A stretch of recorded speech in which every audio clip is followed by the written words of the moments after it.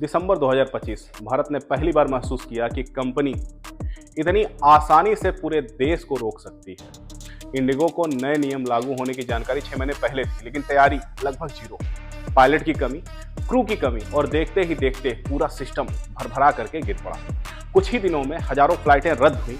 सिर्फ एक दिन 385 फ्लाइटें कैंसिल करनी पड़ी। एयरपोर्ट का हाल बस अड्डों जैसा हो गया। अफरा तफरी, लोग रोते चिल्लाते हुए और स्क्रीन पर दो शब्द, डिलेड कैंसल्ड।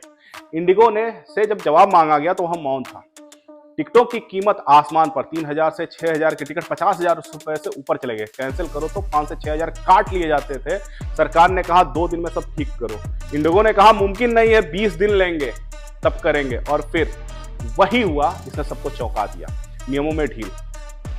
FDATL नियम कुछ समय के लिए टाल दिए गए। यहां सवाल उठा, गलती कंपनी की थी, लेकिन नियम क्यों झुके? सरकार क्यों झुकी? मुद्दा फ्लाइट लेट का नहीं, पावर बैलेंस का है। इंडिगो ने दिखा दिया कि अगर मार्केट शेयर बहुत बड़ा हो जाए तो कंपनी सिर्फ टिकट नहीं, देश की रफ्तार को भी कंट्रोल कर सकती है। यही डराता है। नेक्स्ट इंडिगो कौन होगा? टेलीकॉम 12 कंपनियों में से 2 कंपनियों पर आ गया है। एक वक्त था जब कॉलर ट्यून भी मुफ्त मिल जाता था। आज वायरलेस मार्केट में 2 नाम पर टिका हुआ है, जियो और एयरटेल।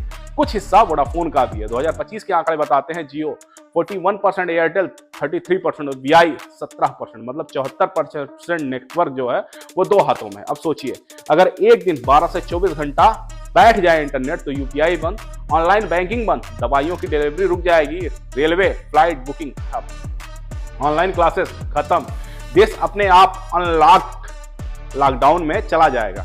ये सिर्फ टेक्निकल रिस्क नहीं है, नेशनल सिक्योरिटी भी रिस्क पे है। सीमेंट जहां दाम बढ़ा तो आपके घर बनने का सपना लग्जरी बन जाएगा। भारत की सबसे बड़ी सीमेंट कंपनी देश की कुल क्षमता का लगभग 1/4 हिस्सा अपने कब्जा करके बैठी हुई है। अगर उसमें से 8-10% दाम बढ़ा दिए तो घर बनाने वाले लोगों की सांसें अटक जाएंगी। अगर 30% बढ़ गया तो मिडिल क्लास के लिए घर बनाना अभी नहीं वाली चीज बन जाएगी। सरकार कह सकती है बाजार तय करेगा, लेकिन बाजार तय कौन करता है जब मार्केट कुछ ही लोगों की मुट्ठी में होता है। रिपोर्ट्स बताती हैं जहां से भारत सरकार की नसों में माल बहता है, एयरपोर्ट जहां पर भारत सरकार की नसों में माल बहता है, अडानी पोर्ट्स आज लगभग 14 पोर्ट चलाता है। भारत में लगभग हर चौथा टन कार्गो वहीं से गुजरता है।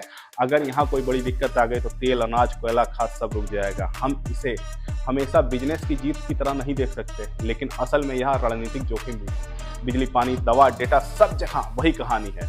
जब हम विकल्प खत्म हो जाता है तो कंपनियां नहीं, ग्राहक कैद हो जाता है।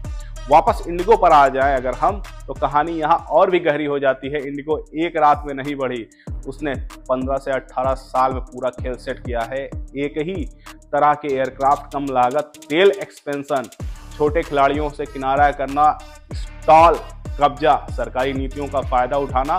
किंगफिशर गई, जेट गई, वो फर्स्ट गई और मैदान खाली हो गया।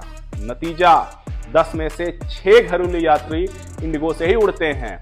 आपके पास विकल्प ही नहीं बचा है। यही मोनोपोली का असली डर है। यह सिर्फ इकोनॉमी इशू नहीं है, यह लोकतंत्र पर भी सवाल है। 60 से 70% मार्केट एक कंपनी के पास अगर हो जाता है, नुकसान दाम से ज्यादा चॉइस के मरने का हो जाता है। और जब चॉइस मर जाती है तो नियम कंपनियां लिखती हैं, सरकार मानती है। तो सवाल यह है, हम कैसा भारत बना रहे हैं? वह भारत जहां कंपनियां जनता की सेवा करें, या वह जनता कंपनियों की मेहरबानी पर जिए? वह भारत जहां नियम सब पर बराबर लागू हो, या वहां बड़े खिलाड़ी के लिए नियम लचीले हों? इंडिगो संकट कोई घटना नहीं है, या भविष्य की एक झलक है। एक ऐसा भविष्य जहां कंपनियां कहेंगी हम नहीं रुकेंगे, रुकना हो तो तुम रुक जाओ। वही वजह है कि हमें समझना होगा, कोई भी कंपनी देश से बड़ी नहीं हो सकती है। वीडियो अच्छा लगा हो तो गुरु के साथ जुड़ जाइएगा।